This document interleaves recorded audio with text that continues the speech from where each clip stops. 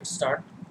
अभी तक जो हम देख रहे थे factors affecting surface of the earth, पृथ्वी के धरातल स्थल रूप को प्रभावित करने वाले कारक। दो तरह के बल की हमने बात की थी, अंतर्जनित बल, बहिर्जनित बल या आंतरिक बल और बाहरी बल। क्लास 7th में, कक्षा 7 में एक एनसीईआरटी जो आती है, उस एनसीईआरटी का चैप्टर नंबर 3 पे एक चित्र दिया हुआ है। इसी चित्र को हमने बनाया हुआ था, पिछले 2-3 लेक्चरों में यही चित्र हमने बनाया था। इसमें थोड़ा सा कम दिया हुआ, लेकिन हमने हालांकि अपना पूरा कवर कर लिया। जैसे पृथ्वी की गतियों की अगर हम बात करें तो हमने अंतर्जनित बल, बहिर्जनित बल वही बात की थी। पटल विरूपण बल जिसको कि हमने डायस्ट्रोफिज्म कहा था, और आकस्मिक बल जिसको कि हमने सैंडन कहा था। पटल विरूपण बल यानी कि डायस्ट्रोफिज्म के दो प्रकार हमने, इपीरियोजेनिक एंड ओरोजेनिक। इपीरियोजेनिक जिसको कि महाद्वीपीय निर्माण बल कहते हैं, और ओरोजेनिक मतलब कि जिसको पर्वत निर्माणकारी बल कहते हैं। इन्होंने इपीरियोजेनिक यहाँ पे छोड़ दिया है। तो हालांकि हम ऑलरेडी कंप्लीट कर चुके हैं, just for the sake of reference. Class 6, 7, 8 की जो एनसीईआरटी है, कोशिश करें कि उसको class 9th, 10th, 11th, 12th में मैप कर लीजिए। उसको जो छोटे छोटे बिंदु हैं, हम प्रॉपरली हर एनसीईआरटी का हर chapter from class 6 to class 12 cover करेंगे, और उसको आपको ये भी बता देंगे कहाँ पे क्या चीज़ लिख लेनी है। तो पृथ्वी की गतियों में ये पूरा हमने कंप्लीट कर लिया है। भूकंप है, ज्वालामुखी है, ये सब चीज़ें क्या होती हैं, जो अर्थक्वेक है, अवलांचे, भूस्खलन, ये सब हम कवर कर चुके हैं। पर्वत निर्माणकारी बल, ये सब भी कवर कर चुके हैं। अब हम आ रहे हैं अपने लास्ट सेगमेंट ऑफ दी, जो अंतर्जनित बल है, उसका जो अंतिम खंड है वो होता है हमारा जो सेल के प्रकार हैं, जो जिसको आप कह सकते हैं कि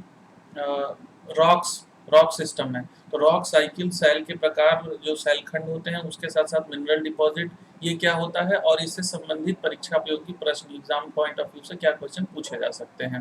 तो सोर्स जो मैंने लिया है वो एनसीईआरटी, और साथ ही साथ एनआईओएस को भी लिया है। तो देखिए एनआईओएस में काफ़ी लूसेंट लैंग्वेज में, काफ़ी लूसिड लैंग्वेज में दिया हुआ है। हम सबसे पहले एनआईओएस से ही चर्चा करेंगे। उसके बाद चैप्टर नंबर 5 है क्लास 11th की जो एनसीईआरटी है फिजिकल ज्योग्राफी की, world physical geography class 11th की एनसीईआरटी। उसका चैप्टर नंबर 5 पूरी तरह से इस पे डिवोटेड है। भू आकृतियों के अंतर्गत जो चैप्टर आता है खनिज एवं सेल, तो इसको भी हम डील करेंगे। चैप्टर नंबर एनआईओएस का चैप्टर नंबर 2 सेलों के प्रकार से डील करता है, और एनसीईआरटी का चैप्टर नंबर 11th क्लास का चैप्टर नंबर 5। साथ ही साथ वेरी इंपॉर्टेंट, क्लास 7th की जो एनसीईआरटी है उसका चैप्टर नंबर 2 हमारी पृथ्वी के अंदर करके चैप्टर है। ये चैप्टर पूरी तरह से इसी से डील करता है। तो कोशिश करें आज ये जो क्लास 7th की एनसीईआरटी है, इसमें जो भी तथ्य लिखा हुआ है, इसको आप अपनी एनसीईआरटी जो 11th क्लास की है उसके चैप्टर नंबर 5 पे मैप कर लीजिए, जिससे कि आगे जब परीक्षा आती है, नज़दीक आती है, तो सबसे बड़ी समस्या होती है कि हम क्या जल्दी जल्दी रिवाइज करें, क्या ना करें। तो ये हमेशा ये बात याद रखिए कि जितना भी रिवाइज करने के लिए कंटेंट आपके पास कम होगा, मात्रा में जितना कम होगा उतनी अधिक बार आप रिवाइज कर पाएंगे। मात्रा में कम मतलब दिखाई भी कम दे। जब आप सामने पढ़ा रहेगा, बिल्कुल कम दिखता रहेगा, 2-3 किताबें रहेंगी, तो आपको अच्छा भी लगेगा रिवाइज करने में। ये एक ऐसी ट्रिक है जो मतलब मेंटल आपको सपोर्ट प्रदान करती है। अभी समय है, अभी परीक्षा तुरंत नहीं होने वाली है, तो आप जो है इसको मैप करते हैं चलें। तो लेट्स स्टार्ट। हम सेलों के प्रकार से शुरू करेंगे। सेलें अपने गुण, कणों के आकार एवं उनके बनने की प्रक्रिया के आधार पर विभिन्न प्रकार की होती हैं। अब अलग अलग दो तरह से इन्होंने डिफाइन किया है। एक तो सेल मतलब कहाँ पे पाई जाती है, पृथ्वी के अंदर की और पृथ्वी के बाहर की। वो हमने ज्वालामुखी में भी देखा था। जब ज्वालामुखी हम पढ़ रहे थे तो हमने देखा था intrusive type of volcanism and extrusive type, जो आंतरिक और आंतरिक वाले को प्लूटोनिक भी बोलते थे। तो अब निर्माण क्रिया की दृष्टि से जो सेलों के प्रकार हैं वो 3 वर्ग हैं। नंबर 1 आग्नेय, दूसरा अवसादी और तीसरा रूपांतरित। आग्नेय अवसादी रूपांतरित से मतलब क्या है? Indigenous, sedimentary and transform. आग्नेय मतलब इंडिजीनियस, या जिसको कि आप कह सकते हैं इग्नियस, यानी कि इग्नियस का शाब्दिक अर्थ होता है आग से उत्पन्न होने वाला। अब आग पृथ्वी के अंदर कहाँ मिलेगी, वही अगेन हम बात करेंगे मैग्मा चैम्बर। मैग्मा चैम्बर कहाँ होता है? लिथोस्फेयर के नीचे, एस्टोनोस्फेयर यानी कि दुर्बलता मंडल में मैग्मा होता है। वो जब बाहर आता है तो लावा बनता है। उसी लावा के ठंडे होने के बाद जो चट्टान बनती है वो आग्नेय शैल होती है। इग्नियस जो अंग्रेजी शब्द का अर्थ है उसका मतलब होता है आग्नेय शैल, या लैटिन भाषा के इग्नियस शब्द से बना है। इग्नियस शब्द का अर्थ अग्नि से है। इससे इन सेलों की उत्पत्ति स्पष्ट होती है।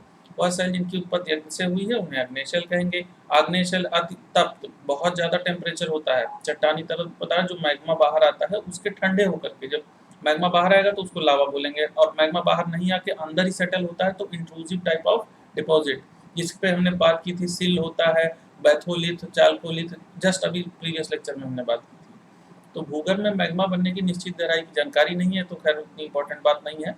आगे इसके क्या इंपॉर्टेंट है कि सैलों के पिघलने से आयतन में वृद्धि होती है, जिसके कारण भूपर्पट्टी टूटती है और उसमें दरार पड़ती है। तो एक ये सेंटेंस याद रखिएगा कि जब सैलें पिघलती हैं ठोस से द्रव में तो उनके आयतन में वृद्धि होती है, और फिर वही दरार बनती है, दरार के थ्रू मैग्मा बाहर आता है।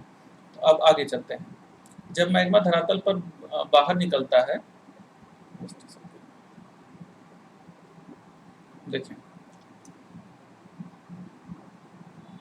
जब मैग्मा धरातल पर निकलता है तो उसे लावा कहते हैं, ये तो हम चर्चा कर चुके हैं। पिघला हुआ मैग्मा भूगर्भ में या पृथ्वी की सतह पर जब ठंडा होकर ठोस रूप धारण करता है तो आग्नेय शैलों का निर्माण होता है। पृथ्वी की प्रारंभिक भूपर्पट्टी आग्नेय शैलों से ही बनी है। अब देखिए सिंपल सा कॉन्सेप्ट है, जब हम पढ़ रहे थे तो हमने देखा था पृथ्वी में जो प्रभावित करने वाले कारक हैं सबसे पहले अंतर्जनित ही होते हैं, तो जब बाहर आएगा कोई मटेरियल तभी तो शैल बनेगा। तो सबसे जो मूलभूत शैल है जिसको कि जनक या मूल शैल कहते हैं वो आग्नेय शैल ही है। तो ये क्वेश्चन यहाँ से भी बनता है कि निम्न में से किसको मूल शैल या जनक शैल कहते हैं, तो आग्नेय शैल को कहते हैं, ये ध्यान रखिएगा। तो भूगर्भ में सबसे ऊपर करीब 16 किलोमीटर की मोटाई में आग्नेय शैल मिलती है। एक तो ये हो गया। अब निर्माण स्थल के आधार पर आग्नेय शैल को दो वर्ग में बांट दिया इन्होंने। बाह्य या बहिर्वेदी ज्वालामुखी, जो हमने ज्वालामुखी की चर्चा करते हुए इंट्रूसिव और एक्सट्रूसिव बात किया था, सेम एग्जैक्ट डिट्टो वही कॉन्सेप्ट है, तो इसी बहाने रिवीजन भी हो जाएगा। और आंतरिक यानी कि इंट्रूसिव या अंतर्वेदी आग्नेय शैल। तो बाह्य आग्नेय शैल को देख लीजिए, बाह्य आग्नेय शैल का मतलब बाहर आ गया, मैग्मा बाहर आ गया तो उसको लावा कहते हैं, याद रखिएगा। तो धरातल पर लावा के ठंडा होकर जमने से बनी है। ये भी दो तरह की होंगी, याद कीजिए हमने पढ़ाया था, जब सिलिका का कंटेंट कम होगा तो क्या होगा, ग्रेनाइट होगा, और जब सिलिका का कंटेंट अधिक हो जाएगा तो बसाल्टिक हो जाएगा। तो इन शैलों की रचना में लावा बहुत जल्दी ठंडा हो जाता है। लावा के ठंडा होने से छोटे आकार के रवे बनते हैं, ठीक है, इन्हें ज्वालामुखी शैल कहते हैं। अब इनके एग्जाम्पल जो यहाँ लिखे हुए हैं वो बिल्कुल आप अपनी एनसीईआरटी में नोट कर लें। गैब्रो और बेसाल्ट जो है वो बाह्य आग्नेय शैलों के सामान्य उदाहरण हैं। अब हम वापस चलते हैं एनसीईआरटी के चैप्टर नंबर 5 पर। एनसीईआरटी का जो चैप्टर नंबर 5 है उसमें आप देखेंगे करीब पेज नंबर 44 या 45 पे सैलों के प्रकार दिए हुए हैं। तो यहाँ पर देखिए सैलों के प्रकार में पूरा इन्होंने दिया हुआ है कि आग्नेय शैल क्या होती है। आग्नेय शैल की सेम डिफिनीशन इन्होंने भी वही लिखी है जो कि एनआईएस में लिखी हुई है, national school of open certificate के। तो उसमें भी इन्होंने यही परिभाषा लिखी कि मैग्मा के ठंडे होकर घनीभूत हो जाने का मतलब सॉलिडिफाइंग। इन्होंने थोड़ा कठिन भाषा का इस्तेमाल किया है, तो बाकी कुछ खास अंतर इसमें नहीं है, सेम चीज लिखी हुई है। तो आप यहाँ पे उदाहरण की थोड़ी कमी है, तो उदाहरण आप यहाँ पर आग्नेय शैलों के लिख लें। जैसे देखिए यहाँ पर इन्होंने गैब्रो और बेसाल्ट को लिखा है, तो गैब्रो और बेसाल्ट यहाँ पर देखिए, इससे ग्रेनाइट, गैब्रो, पैगमाइट, बेसाल्ट, ज्वालामुखी, ब्रेशिया और टफ, इतने सारे एग्जाम्पल इन्होंने लिखे हुए हैं। आई एम सॉरी, मुझे लग रहा था कि इसमें इन्होंने एग्जाम्पल नहीं लिखा है, बट इन्होंने ज़्यादा एग्जाम्पल हालांकि लिखा हुआ है। तो आगे देखिए, ये एक इम्पॉर्टेंट बात है कि भारत के दक्कन पठार की जो रेगुर और काली मिट्टी है ये लावा से ही बनी हुई है, बाह्य आग्नेय शैलों का ही उदाहरण है। ये तो खैर हम एक्सट्रूसिव वोल्केनिज्म जब पढ़ रहे थे तब भी हम देखे थे। अब आंतरिक आग्नेय शैलों की बात करें, जो इंट्रूसिव वोल्केनिज्म, जो जहाँ पर ठंडा हो जाता है, मैग्मा धरातल के नीचे ही जम जाता है। धरातल के नीचे मैग्मा धीरे धीरे ठंडा होता है, क्यों? क्योंकि वहाँ पर ऑलरेडी इतना प्रेशर है और टेम्परेचर है।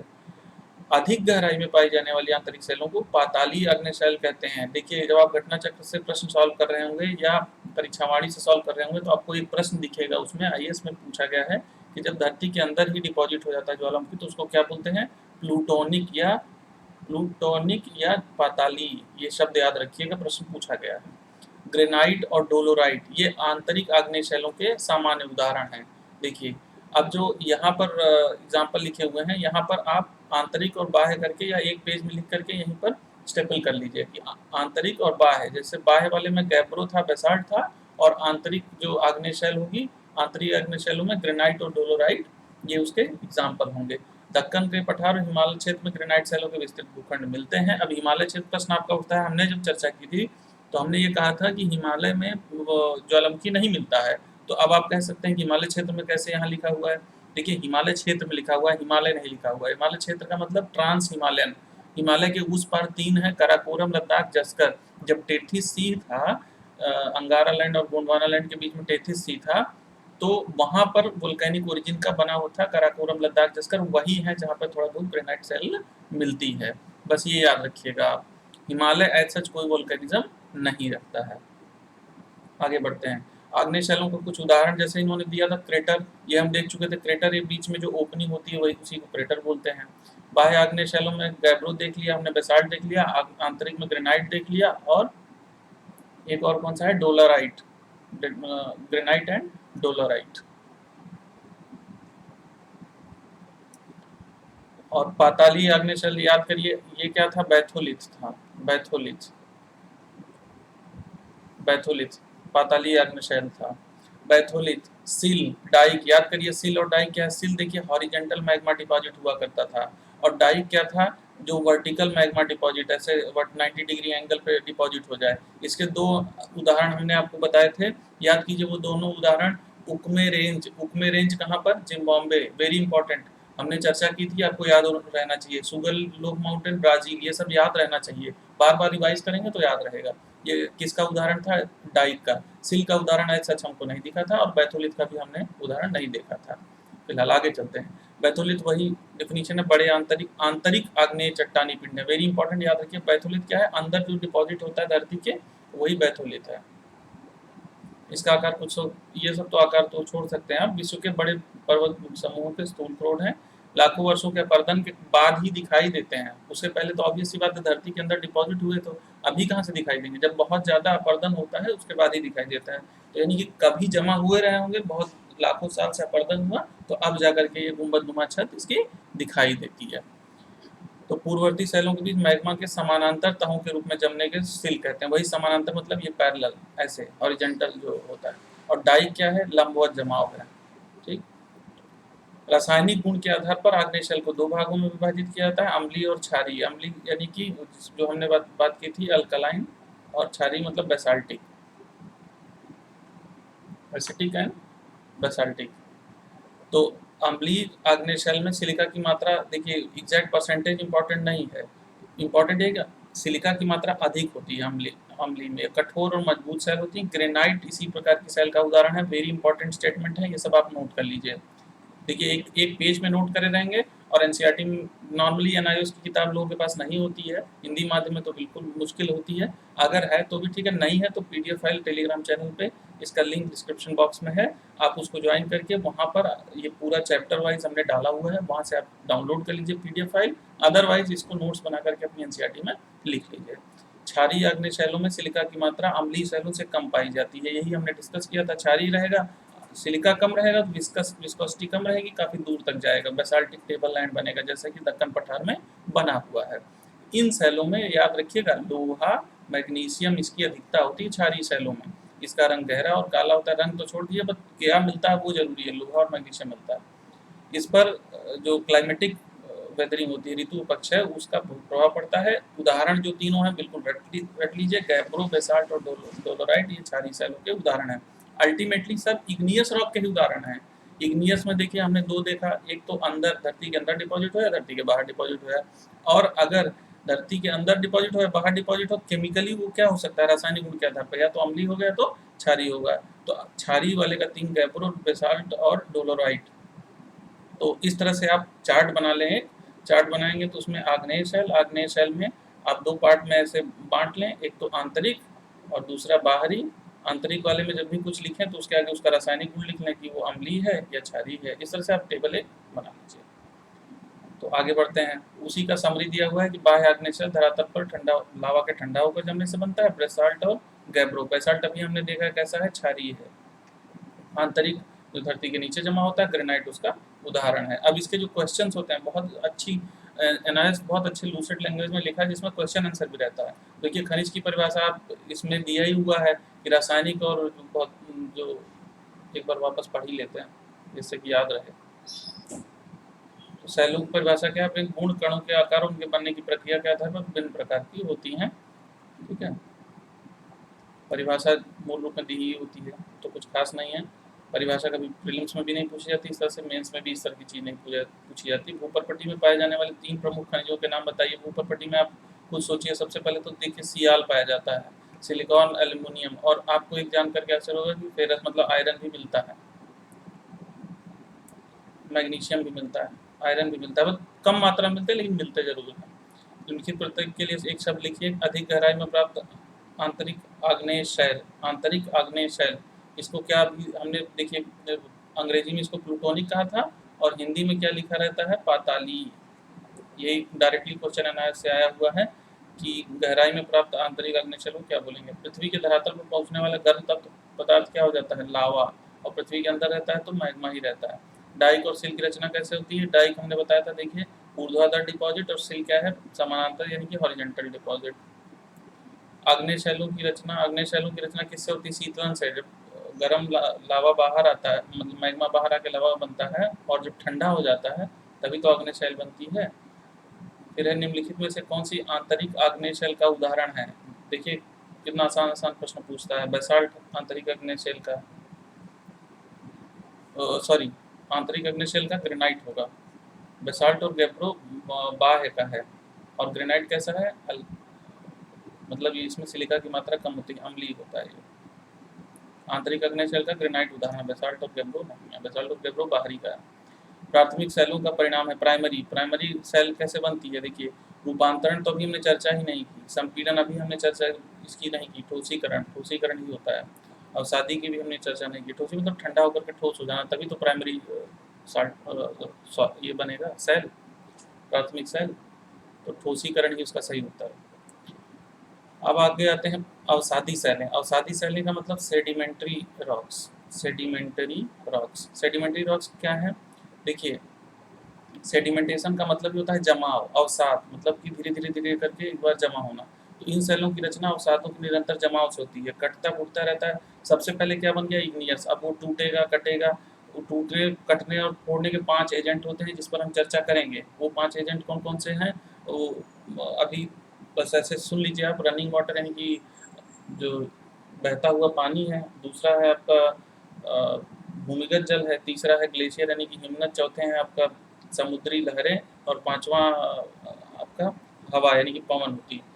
उस पर हम चर्चा करेंगे। तो उनसे टूट फूट करके फिर ये उन्हीं से डिपॉजिट भी होते रहते हैं, तो उनसे जो सेल बनती है लाखों साल तक ऐसे डिपॉजिट होते रहेंगे और लेयर पे लेयर बनती रहेगी, तो अवसाद सेल बन जाएगा। तो ये जो अवसाद होता है वो सबसे पहले तो रूपांतर, सबसे पहले तो किससे बनेगा, इग्नियस यानी कि आग्नेय सेल से बनेगा। लेकिन क्या होगा, कई लाख वर्ष बीत गए, अब तीनों की एक ऐसा समय आ गया कि तीनों तरह की चट्टानें मौजूद हैं धरती पर, आग्नेय भी हैं, अवसादी भी हैं, रूपांतरित भी हैं। तो क्या ऐसा है कि फिर अब मतलब अवसाद नहीं होगा, नहीं, अवसाद तो बराबर चलता रहेगा। जो अवसादी चट्टान है उसका भी अवसाद धीरे धीरे बनता रहेगा। तो ये याद रखिए कि आग्नेय, रूपांतरित और अवसादी सेलों का वर्धित मलबा हो सकता है और ये बराबर जमा होता रहता है। तो परतदार सेलें, इनको परतदार सेलें भी कहते हैं, क्यों, क्योंकि इनका जमाव परतों के रूप में होता है। इन सेलों की मोटाई कुछ मिलीमीटर से लेकर कई मीटर तक होगी, और इसमें जीवाश्म भी मिलते हैं। याद रखिएगा, जीवाश्म जो ईंधन, पेट्रोल, डीजल, कोयला, ये सब चीज़ें जितनी भी ईंधन वाली चीज़ें हैं वो सभी सेडिमेंट्री रॉक्स में ही मिलती हैं, अवसादी सेलों में ही मिलती है। मोस्ट इंपॉर्टेंट स्टेटमेंट, इसको याद रखिएगा। जीवा कभी भी इग्नियस रॉक में पेट्रोल डीजल नहीं मिलेगा, ना आपको ट्रांसफॉर्म में मिलेगा, रूपांतरित में, हमेशा आपको सेडिमेंटेशन में ही मिलेगा। और खास करके सेडिमेंट्री बेसिन ज़्यादातर समा गए हैं कहाँ, समुद्र के अंदर। ज़्यादातर आपको कॉन्टिनेंटल शेल्फ में, समुद्र के किनारे, जैसे मुंबई हाई है, आंध्र प्रदेश का कोस्ट है, वहीं मिलते हैं।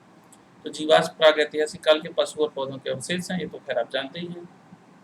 आगे बढ़ते हैं। सेलों से पहले अनेक कण टूटते हैं, और उन टूटे कणों को परिवहन के कारक की चर्चा की हमने। बहता जल, समुद्री लहरें, हिमानी पवन और भूमिगत जल एक स्थान से दूसरे स्थान पर ले जाएंगे। परिवहन के कारकों में कणों को ढोने की शक्ति में कमी आती है, तो उनको डिपॉजिट कर देते हैं। जब डिपॉजिट कर देंगे ढोकर ला करके, तो उनको अवसाद या निक्षेपण कहते हैं, इसी को डिपोजिशन बोलते हैं। सबसे ब्राइटेस्ट उदाहरण डिपोजिशन का क्या है, डेल्टा।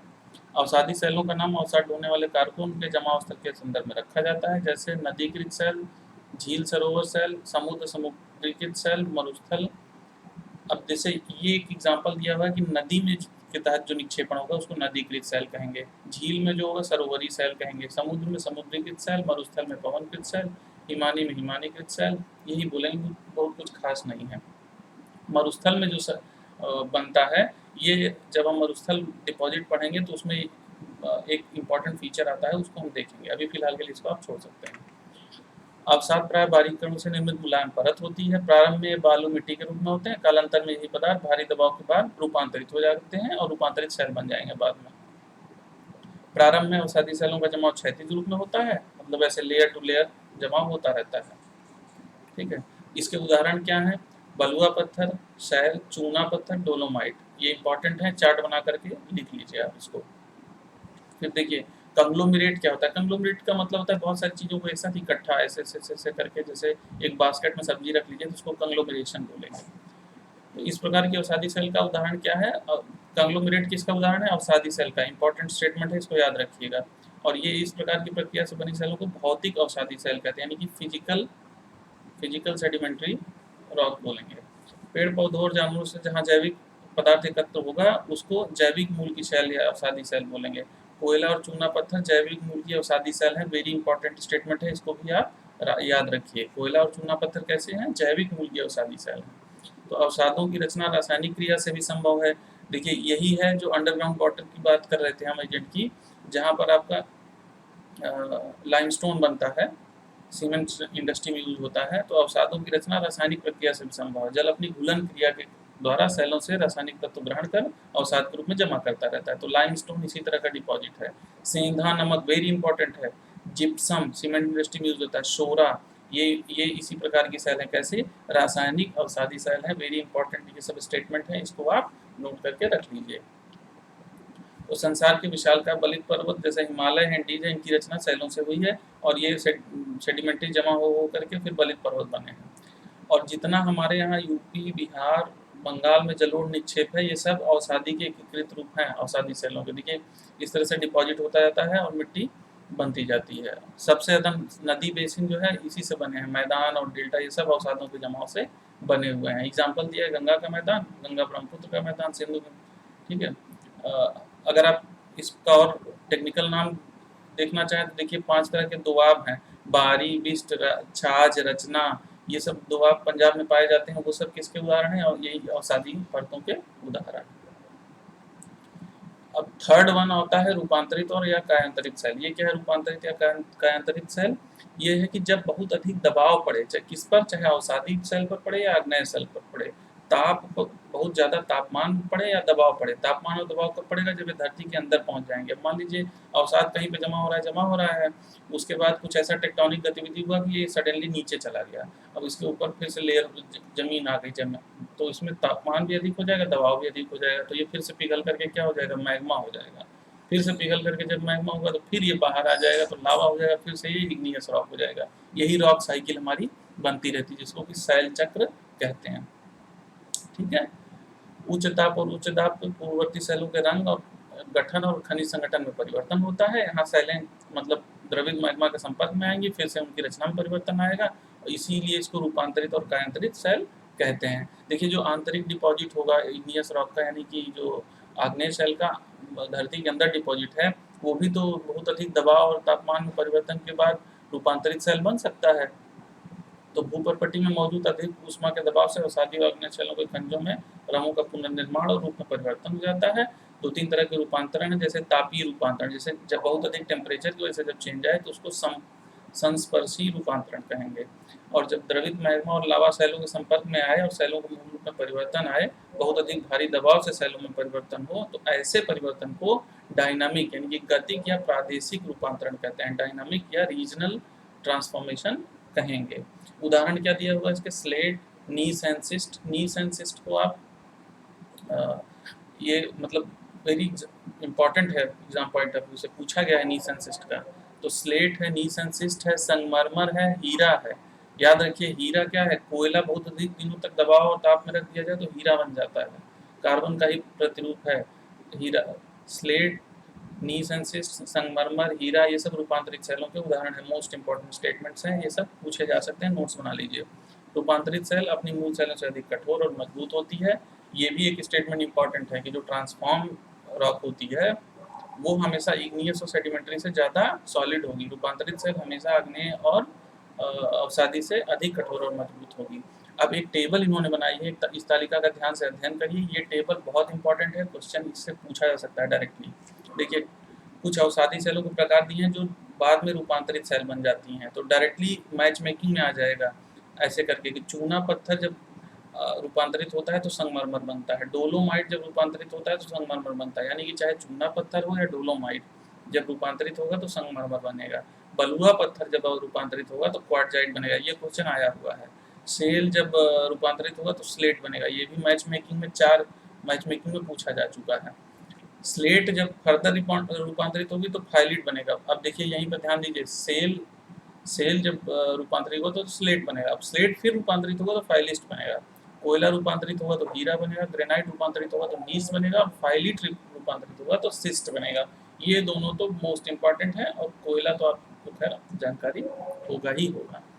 संसार में विभिन्न प्रकार की देखिए स्लेट फाइलिट में बना था और फाइलिट बन गया सिस्ट में, तो ये ऐसा भी प्रश्न यहाँ पर चक्र में बन सकता है कि रूपांतरण का क्रम पूछ लेगा। तो सेल हो गया, सेल उसके बाद स्लेट, स्लेट बना, सेल से स्लेट बना, स्लेट से फाइलिट बना, और फाइलिट से क्या बना, सिस्ट बना। ये भी एक इम्पॉर्टेंट चीज थी। तो संसार में विभिन्न प्रकार की रूपांतरित सेलें पाई जाती हैं। भारत में संगमरमर, राजस्थान, ये सब तो खैर लोकेशन दी हुई है, और हिमाचल में कांगड़ा कुमाऊं में विभिन्न की स्लेटें मिलती हैं। रूपांतरित सेलों की रचना अवसादी, आग्नेय और पूर्ववर्ती रूपांतरित सेलों पर भारी ताप और दबाव के प्रभाव के कारण, सेम चीज रिवीजन कर रहे हैं हम। तापीय रूपांतरण वो प्रक्रिया जिसमें भारी ताप के कारण सेलों में परिवर्तन होता है। गतिक रूपांतरण सेलों का बदला स्वरूप है जो पृथ्वी की हलचलों के समय भारी दबाव के कारण होता है। अब सेलों का आर्थिक महत्व उन्होंने दिया है, जैसे मिट्टी, क्या है, मिट्टी तो सेलों से ही बनती है, बहुत ज़्यादा टूट फूट धीरे धीरे डिपॉजिट होगी तो पहले कोर्स ग्रेन बनेगा, बाबर बनेगा, फिर भांगर बनेगा, बांगड़ बनेगा, ऐसे ही मिट्टी बनती जाएगी। भवन निर्माणकारी सामग्री याद रखिएगा, ताजमहल सफेद संगमरमर से बना है और दिल्ली और आगरा का लाल किला लाल बलुआ पत्थर से बना है। ये डायरेक्टली क्वेश्चन आ चुका है कि आगरा का लाल किला किससे बना है, तो लाल बलुआ पत्थर से बना है। भारत विदेशों में भी स्लेट का उपयोग छतों के निर्माण में होता है। खनिज के स्रोत हैं, खनिज के स्रोत धात्विक खनिज, अधात्विक खनिज, मूल्यवान सोना हो, प्लेटिनम, चांदी, तांबा, एल्युमिनियम, ये सब के स्रोत खनिज के सेल ही हैं। कच्चा माल खनिजों खनिजों का जो प्राप्त होता है वहीं से प्राप्त होता है। देखिए ग्रेफाइट का उपयोग कहाँ होता है, सुरमा बनाने में और पेंसिल में, वेरी इंपॉर्टेंट स्टेटमेंट है, पूछा जा सकता है। सीमेंट उद्योग में क्या लाइमस्टोन यूज होता है। चूना भट्टियों का मतलब चूना भट्टियों में कई प्रकार की सेलों खनिजों का उपयोग होता है। मूल्यवान पत्थर जो प्रेशियस स्टोन्स हैं, जैसे हीरा है, पन्ना, नीलम, ये सब भी सेलों से ही मिलते हैं। पन्ना कहाँ पे है, मध्य प्रदेश में पन्ना की खान है, वहीं टाइगर रिजर्व भी है।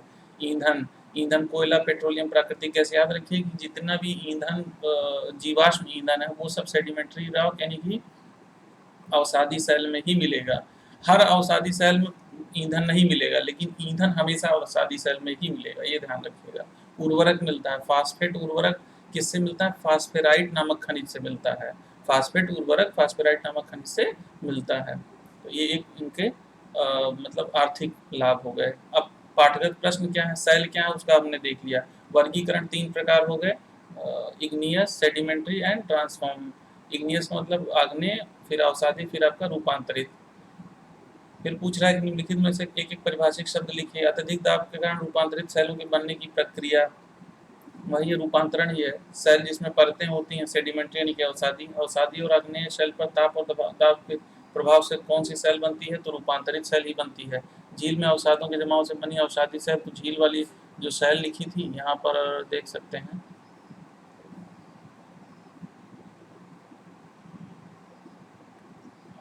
झील से सरोवरी सेल कहते हैं, जो झील में बनती है उसको सरोवरी सेल कहते हैं। सब इसी में प्रश्न लिखे हुए हैं। सही उत्तर पर टिक लगाइए। संगमरमर क्या है, संगमरमर देखिए अभी हमने चर्चा की कि ना तो अवसादी है ना आग्नेय है, रूपांतरित सेल है। अवसादी सेल का कौन सा उदाहरण है, ग्रेनाइट है, ग्रेनाइट नहीं आग्नेय का है। संगमरमर किसका उदाहरण है, रूपांतरित का। बलुआ पत्थर किसका है उदाहरण, ये भी आपका बलुआ पत्थर आपका अवसादी का हो सकता है। बेसाल्ट, बेसाल्ट क्या है, बह करके जाता है, ये अवसादी का नहीं इग्नियस का है। ग्रेनाइट और बेसाल्ट दोनों के उदाहरण हमने किस में देखा था, इग्नियस रॉक में देखा था। तो बचता आपका बलुआ पत्थर ही है। ठीक है। अपक्षय यानी कि बेहतरीन, ये हम नेक्स्ट लेक्चर में कवर करेंगे। पहले हम एनसीईआरटी में देख लें कि एनसीईआरटी में क्या कुछ पॉइंट बचता है। देखिए सेलों के प्रभाव, जो सेलों के बारे में जितना कुछ लिखा हुआ है वो सब हमने कवर कर लिया। इसको एक बार एनसीईआरटी से वेरीफाई कर लेते हैं। जैसे ग्रेनाइट कठोर और सेल खड़ी नरम, मतलब चट्टानों को उन्होंने बताया सेल खड़ी नरम चट्टान होती है, ग्रेनाइट कठोर चट्टान होती है। एक इम्पॉर्टेंट यहाँ पे चीज़ लिखी हुई जो NIS में नहीं है, वो क्या है? पेट्रोलॉजी, ये सेलों का विज्ञान है। याद रखिए, सेलों के विज्ञान या सेलों के विज्ञान के अध्ययन को क्या कहते हैं? पेट्रोलॉजी। वेरी इंपॉर्टेंट स्टेटमेंट है, इसको याद रखिएगा। क्या बोलेंगे इसको? पेट्रोलॉजी। अब इसमें देखिए 3 प्रकार, यहाँ भी 3 ही प्रकार होगा तो ऑब्वियसली वही लिखा जाएगा। 3 समूह में विभाजित किया जाएगा, आग्नेय या जिसको मैग्मा या लावा से घनीभूत बोलेंगे, अवसादी यानी कि बहिर्जनित प्रक्रिया द्वारा। अवसादी सेल हमेशा बहिर्जनित प्रक्रिया से ही बनेगा, सेडिमेंट्री। और कायांतरित सेल जो उपस्थित सेलों में क्रिस्टलाइजेशन की प्रक्रिया से बनता है। क्रिस्टलाइजेशन मतलब बहुत अधिक ताप और दबाव के बाद बनेगा। तो आग्नेय सेल का देखिए हम पढ़ चुके हैं, मैग्मा के ठंडा होने से बनता है। ये सब चीज़ें हम कवर कर चुके हैं। ये उदाहरण जो लिखे हुए हैं, ग्रेनाइट, गैब्रो, बैगमाइट, बेसाल्टिक, ज्वालामुखी, ब्रेशिया और टफ, ये पूरा एग्जाम्पल याद रखे रहिएगा, पूछेगा डायरेक्टली। इसमें भी आप आंतरिक और बाह्य अलग कर सकते हैं, जो हमने अभी चर्चा की। अवसादी सेल, सेडिमेंट्री, ये क्या है? चर्चा हम कर चुके हैं। अपक्षय होता है, धीरे धीरे उनका संवहन और निक्षेपण यानी कि जमाव होता रहता है और उसी से बनता है। इसको शिलीभवन क्या कहेंगे? लिथिफिकेशन। लिथिफिकेशन मतलब कि जब ऐसे जमा होता रहे तो इसको लिथिफिकेशन बोलते हैं। यही चीज़ आगे बन करके क्या बनेगा? लिथोस्फेयर बन जाता है। तो इसी कारण बालुकाश और शैल जैसी अवसादी सेल में विभिन्न सांद्रता वाली अनेक सतहें होती है। सतह कार्य ये तो हम चर्चा कर ही चुके हैं। और अवसादी सेलों का इन्होंने वर्गीकरण किया है, जो अभी हमने पढ़ा था। मैकेनिकल रूप से निर्मित है, जैसे बालुकाश में पिंडशिला, चूना प्रस्तर, यही प्रश्न चूना प्रस्तर वाला भी पूछा था। सेल, विमृदा, ये याद रखिए। जैसे इन्होंने लिखा विमृदा, ये सब क्या है? ये सब अवसादी सेलों का उदाहरण है। कार्बनिक रूप से निर्मित है, गीजराइट, खड़िया, चूना पत्थर, कोयला, ये सब क्या है? अवसादी सेलों के। और रासायनिक रूप से इसमें श्रृंग प्रस्तर आता है, वेरी इंपॉर्टेंट है, ये सब नाम याद रखिएगा। श्रृंग प्रस्तर, चूना पत्थर और हेलाइट और पोटास, वेरी इंपॉर्टेंट है। पोटास क्या किस में यूज होता है? उर्वरक। ये सब सभी एग्जाम्पल्स आप याद रखिए, एग्जाम में पूछे जा सकते हैं। फिर आपका कायांतरित सेल यानी कि स्वरूप में परिवर्तन आता है। दाब, आयतन और तापमान में परिवर्तन होता है, तो इसी से इसको पीवीटी परिवर्तन कहते हैं, प्रेशर, वॉल्यूम एंड टेम्परेचर। कायांतरण वो प्रक्रिया है जिसमें समेकित सेलों में फिर से क्रिस्टलाइजेशन होता है और वास्तविक सेलों में पदार्थ पुनः संगठित हो जाते हैं। तो बिना किसी विशेष रासायनिक परिवर्तनों के टूटने और पिसने के कारण वास्तविक सेलों में यांत्रिक व्यवधान एवं उनका पुनः संगठित होना ही गतिशील कायांतरण कहलाता है। तो ऊष्मा कायांतरण के कारण सेलों के पदार्थों में रासायनिक परिवर्तन और पुनः क्रिस्टलीकरण होता है। ये सब चीज़ें हो ही गई।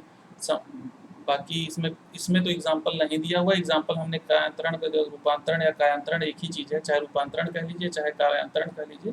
तो इसका हमने एग्जाम्पल अभी टेबल में देख लिया था थोड़ी देर पहले, उसको आप नोट किए रहिएगा। इसमें टेबल नहीं दिया, वो टेबल यहाँ पे NCERT में उतार लीजिए।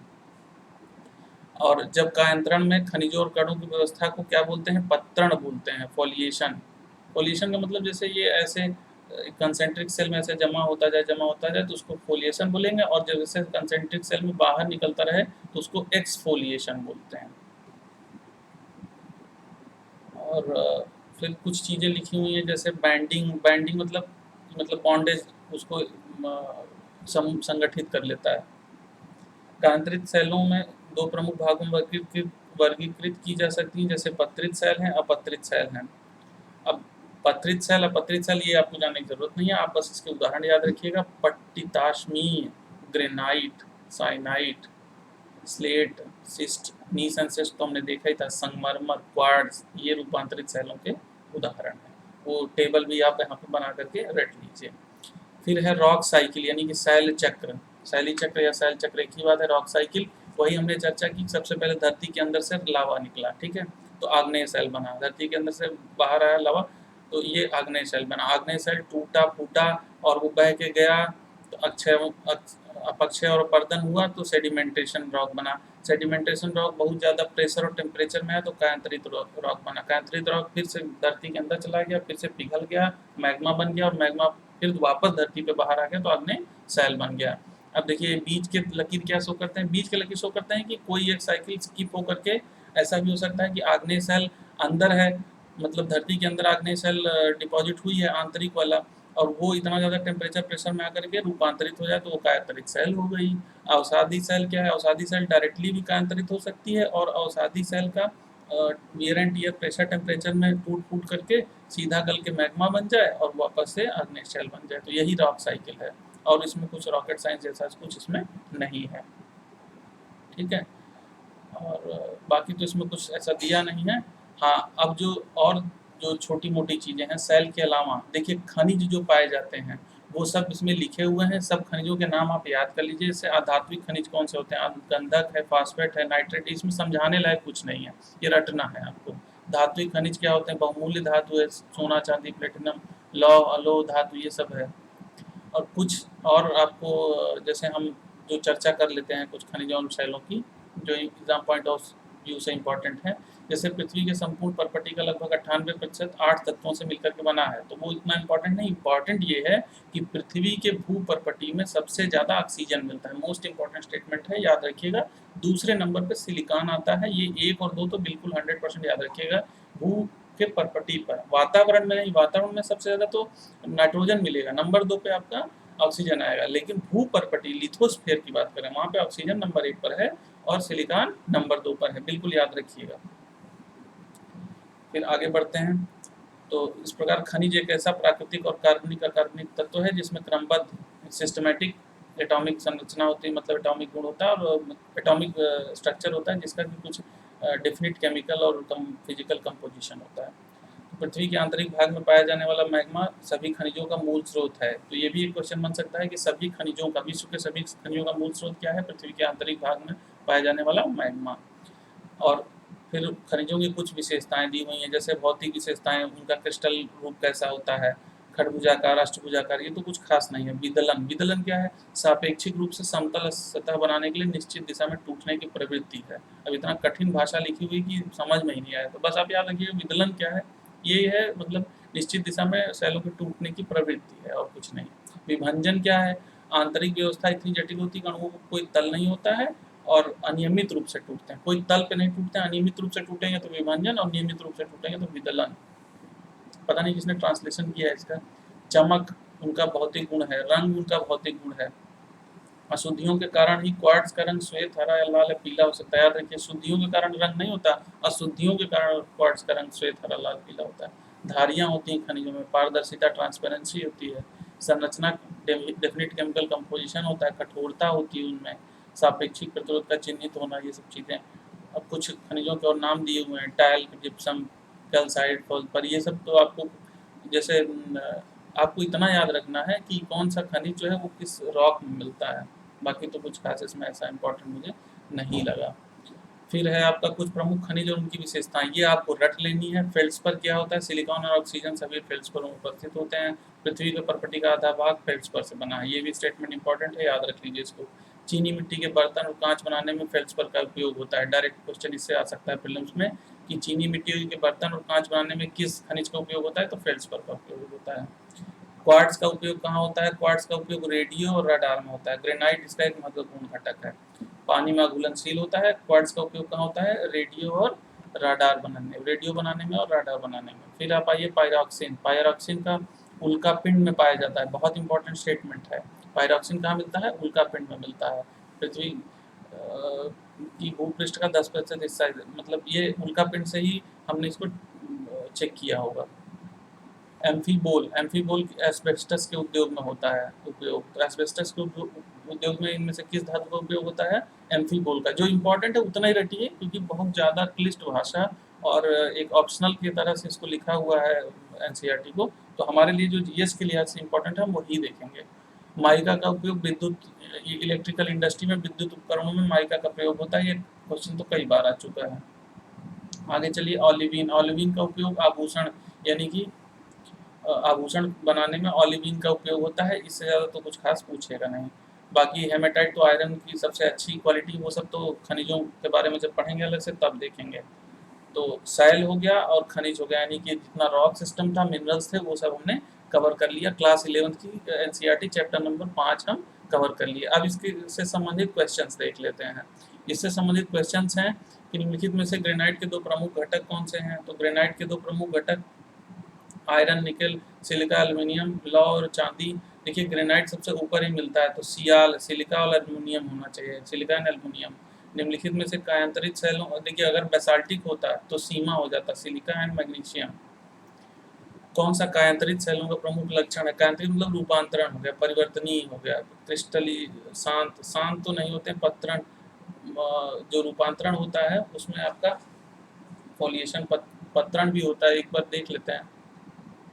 देखिए पत्रण जो है वो किसका है? कायांतरित सेल का गुण है, पत्रण होता है, ये क्वेश्चन पूछा जा सकता है। कायांतरित सेलों का प्रमुख लक्षण क्या है? पत्रण। कौन सा निम्नलिखित में से कौन सा एकमात्र तत्व वाला खनिज नहीं है? तत्व वाला खनिज, स्वर्ण तो खनिज है, माइका खनिज है, चांदी, ग्रेफाइट। तत्व तो आई डोंट थिंक ग्रेफाइट में नहीं होना चाहिए तत्व, ये आप खुद से देखिएगा, मुझे इसका उत्तर अभी नहीं मिल रहा है। निम्नलिखित में से कौन सा कठोरतम खनिज है? तो हीरा ही सबसे ज़्यादा कठोरतम होता है। निम्नलिखित में से कौन सा सेल अवसादी नहीं है? तो ये क्वेश्चन मैं आपके ऊपर छोड़ता हूँ। क्वेश्चन नंबर 3 और क्वेश्चन नंबर 5 अभी तक जो हमने डिस्कस किया उससे इसका सोल्यूशन निकल आएगा एनसीईआरटी में, आप खुद से ढूंढ कर भी लिखिएगा। तो अब इतना हमने खनिज और सेल के बारे में डिस्कस कर लिया कि इसके ऊपर से प्रश्न आने की संभावना बहुत कम है। अब हम चलते हैं क्लास 7 की जो एनसीईआरटी है उसका चैप्टर नंबर 2, ये भी इसी चीज़ से संबंधित है। जो अभी हमने खनिज और सेलों के बारे में चर्चा की, हूबहू यही चैप्टर, सेम कंटेंट, सब कुछ वही लिखा हुआ है। जैसे पृथ्वी संकेंद्रित परतों से बनी है, सियाल, सीमा, क्रोड, मेंटल और ये सब हम पढ़ चुके हैं, क्रस्ट, मेंटल कोर, ये सब हम पढ़ चुके हैं। इन्होंने पूरा बिल्कुल लिखा हुआ है कि सिलिका और एल्यूमिनियम से बना है, इसलिए सियाल कहते हैं। महाद्वीप में 35 किलोमीटर तक मिलेगा और समुद्री सतह में 5 किलोमीटर तक, वो हम चर्चा कर चुके हैं क्योंकि समुद्री सतह हमेशा लुप्त होती रहती है। और सबसे गहरी खान दक्षिण अफ्रीका में स्थित है 4 किलोमीटर की। ये एनसीईआरटी आपके पास है तो भी ठीक है, नहीं तो ये हाईलाइटेड फॉर्म में मैं टेलीग्राम पे डाल दे रहा हूँ, आप डाउनलोड कर लीजिएगा। महाद्वीप की परपटी और महासागरीय परपटी के बारे में भी इन्होंने दिया हुआ, ये भी कुछ खास इसमें नहीं है। क्या आप जानते हैं पृथ्वी के आयतन का केवल 1% हिस्सा ही भूपर्पटी है और 84% मेंटल है, 15% हिस्सा क्रोड है। यहाँ से क्वेश्चन बन सकता है, क्वेश्चन ये बन सकता है कि पृथ्वी का जो आयतन है उसमें सबसे ज़्यादा हिस्सा किसका है? तो मेंटल का है। नंबर 2 पे कोर आता है, क्रोड जिसको बोलते हैं। और नंबर 3 पर कौन आता है सबसे लीस्ट हिस्सा? तो क्रस्ट का हिस्सा आता है। पृथ्वी का जो परपटी है लिथोस्फीयर, उसका 1% ही है बस। क्रोड निफे यानी कि निकिल और आयरन से बना हुआ है, इसलिए उसको निफे बोलते हैं। सबकी त्रिज्या दी हुई है, ये बहुत कुछ इसके बारे में हम सब कुछ पढ़ चुके हैं। जब हम पृथ्वी की आंतरिक संरचना पढ़ रहे थे तो एक हमने डायग्राम बनाया था, अगर आपको थोड़ा सा याद हो एक बार वापस से बना लेते हैं इस तरह से। ऐसे हमने एक डायग्राम बनाया था जिसमें हमने क्रस्ट बनाया था यहाँ से 60 किलोमीटर तक, फिर मेंटल बनाया था 2700 किलोमीटर तक, और उसके सबसे लास्ट में कोर था जिसकी त्रिज्या 6371 तक यहाँ तक था। तो इसको हमने सियाल लिखा था, फिर नीचे हमने सीमा लिखा था, फिर नाइफ लिखा था। तो ये कैसा था? कंपोजिशनल लेयर था। इधर मैकेनिकल लेयर बनाई थी, lithosphere, asthenosphere, mesosphere, D layer, outer core, inner core. सेल एवं खनिज सेम चीज़ यही है कि किसी पृथ्वी की परपटी बनाने वाले खनिज पदार्थ के किसी भी प्राकृतिक पिंड को सेल कहते हैं और उनके 3 प्रकार होते हैं, आग्नेय सेल है, अवसादी है, कायांतरित है। डिटेल में हमने इसको सब चेक कर लिया। बहिर्भेदी आग्नेय सेल होगा और अंतर्भेदी, वही intrusive and extrusive type of volcanism, सब कुछ हम इस पे देख चुके हैं। इग्नियस का क्या अर्थ है, सेडिमेंट्री का क्या अर्थ है, मेटामॉर्फस, सब यहाँ दिया हुआ है, हम बार बार चर्चा कर चुके हैं। तो आप इसका जो नोट्स है वो अपने एनसीईआरटी में चैप्टर नंबर 5 जो 11th की है उसमें आप डाल लीजिए, नहीं तो यहीं पे आप इसको मतलब ऐसा आपके पास रहे एक पेज का कि दोबारा आपको पढ़ने की ज़रूरत ना पड़े और मतलब रिवीजन आप जल्दी से कर सकें, बस इतना रहे। अवसादी सेल के उदाहरण हमने देखा था, जीवाश्म अवसादी सेल में ही मिलते हैं, जीवाश्म जितने ईंधन हैं। बाकी रूपांतरित सेल हैं, जैसे सेल हमारे लिए बहुत उपयोगी हैं। सेल, कठोर सेलों का उपयोग सड़क, घर और इमारत बनाने के लिए किया जाता है। लाल किला बलुआ पत्थर, ये एनसीईआरटी में भी लिखा हुआ था, किससे? लाल किला बलुआ पत्थर से बना है। ताजमहल किससे बना है? सफ़ेद संगमरमर से बना है। और मकराना की मार्बल, राजस्थान के मकराना की मार्बल लगी है। ये रॉक साइकिल हमने देख ली। रॉक साइकिल में सबसे पहले पृथ्वी के अंदर से मैग्मा निकला, फिर आग्नेय सेल बनी, आग्नेय सेल टूटी फूटी, अवसादी निक्षेपण हुआ, उसके बाद अवसादी सेल बनी, रूपांतरित सेल हो गई, रूपांतरित फिर से मैग्मा बन गया। इसी को शैल चक्र यानी कि रॉक साइकिल बोलते हैं। अत्यधिक ताप और दाब के कारण रूपांतरण होता है, कायांतरण होता है, ये हम जानते ही हैं। क्वेश्चंस देख लीजिए, पृथ्वी की 3 परतें क्या हैं? तो क्रस्ट, मेंटल कोर, परपटी, मेंटल और क्रोड। सेल क्या है? डिटेल में डिस्कस हो चुके। 3 प्रकार की सेलों का नाम lithosphere, sorry lithosphere, igneous, sedimentary and transform. बहिर्वेदी, अंतर्वेदी सेल समझ चुके हैं हम, सेल चक्र से समझ चुके हैं, सेलों के उपयोग देख चुके हैं। कायांतरित सेल क्या है वो आपको पता है। द्रवित मैग्मा से बने सेल, यानी कि द्रवित मैग्मा से कौन सा सेल बनता है? आग्नेय सेल बनती है। पृथ्वी की सबसे भीतरी परत क्या है? क्रोड है। सोना, पेट्रोलियम और कोयला किसके उदाहरण है? सोना, पेट्रोलियम और कोयला खनिज के उदाहरण है। देखिए, जीवाश्म एक तरह का खनिज है, लेकिन हर खनिज जीवाश्म नहीं है। कोयला देखिए जीवाश्म है, पेट्रोलियम जीवाश्म है, लेकिन सोना जीवाश्म नहीं है। सोना क्या है? खनिज है। इसलिए सभी तीनों क्या है? खनिज हैं। सेल जिसमें जीवाश्म होते हैं वो अवसादी सेल होते हैं। पृथ्वी की सबसे निचली परत, सबसे अंदर की परत क्या होती है? क्रोड होती है। निम्नलिखित स्तंभों को मिलाकर जोड़कर इसको ठीक करिए। क्रोड, खनिज सेल ये आप खुद से भी कर सकते हैं, कुछ खास नहीं है। चिकनी मिट्टी, सियाल, सीएल मतलब सिलिकॉन, एल्युमिनियम। ये कहाँ पर है इसमें सिलिकॉन और एल्युमिनियम? एल्युमिनियम और सिलिकॉन। तो इस तरह से आप मैच मेकिंग कर सकते हैं। क्रोड क्या है? पृथ्वी की सबसे आंतरिक सतह है। खनिज क्या है? खनिज एक निश्चित रासायनिक मिश्रण है। सेल क्या है? सेल सड़क एवं इमारत बनाने के लिए इस्तेमाल होती है। बस, कुछ खास इसमें ऐसा नहीं था। बाकी क्वेश्चंस जो थे हमने देख लिए। तो एनसीईआरटी क्लास 7 का चैप्टर नंबर 2 हो गया। एनसीईआरटी क्लास 11 का चैप्टर नंबर 5 हो गया। एनसीईआरटी क्लास 7 का चैप्टर नंबर 3 का पहला पेज का हमने ये देख लिया, जो पृथ्वी के प्रभावित करने वाले कारक थे वो देख लिए। और इसके साथ एनआईएस का चैप्टर नंबर 2 देख लिया। तो आज काफ़ी विस्तृत अध्ययन हो गया खनिजों का, सेलों का। इसके ऊपर से प्रश्न मेरे हिसाब से फिलहाल तो नहीं बनने चाहिए, बनेंगे तो वो दुर्भाग्य ही होगा। एक आध दो प्रश्न कठिन हमेशा बनते हैं। डोंट चेज द घोस्ट, हमेशा उस चीज़ के पीछे नहीं भागना चाहिए जो बहुत कठिन प्रश्न पूछे जाएँ। जैसे इतिहास, अब इतना डीप में इतिहास पढ़ लीजिए कि अब महात्मा गांधी की लाश को कंधा देने वाला दूसरा मुसलमान कौन था, तो ये प्रश्न तो कोई नहीं सॉल्व कर पाएगा। Question matter of the fact is कि आसान प्रश्न गलत नहीं होने चाहिए। तो अब इस लेक्चर के बाद आप जो चाहे आपके पास घटना चक्र हो या माड़ी हो, महेश पणवाल हो, वहाँ से खनिज और सेल का जो चैप्टर हो उसको रिवाइज कर लें, उससे संबंधित सारे प्रश्न सॉल्व कर लें। और जितना छोटा नोट्स रखेंगे रिवीजन उतनी जल्दी होगा, सिलेक्शन के चांसेस उतने ब्राइट होंगे। तो thanks for listening, will resume shortly.